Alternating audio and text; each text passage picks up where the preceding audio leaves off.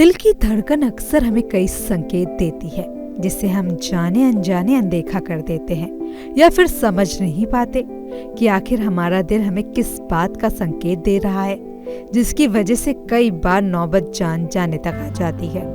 वैसे भी कोविड-19 के बाद हार्ट अटैक के मामलों में अचानक बहुत तेजी आई। युवाओं के दिल पर सबसे ज्यादा खतरा मंडरा रहा है।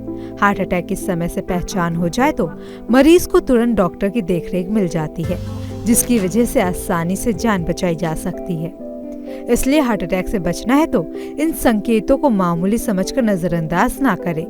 ऐसे में हार्ट अटैक से पहले दिल हमें क्या संकेत देता है, चलिए वो जानते हैं।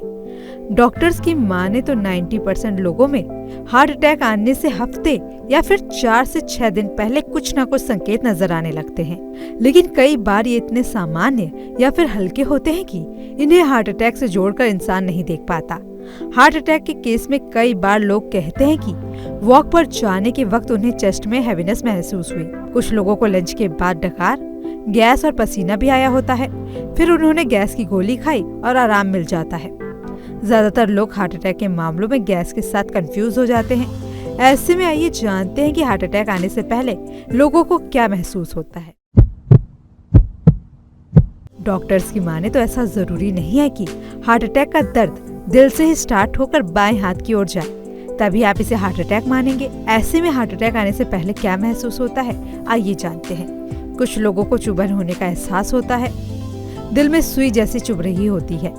वो आमतौर पर हार्ट से जुड़ा नहीं होता, क्योंकि हार्ट का दर्द होता है तो वो पूरी छाती में होता है। दोनों हाथ में भारीपन महसूस होता है। हार्ट अटैक में तेज दर्द नहीं, आपको डिस्कम्फर्ट महसूस होता है।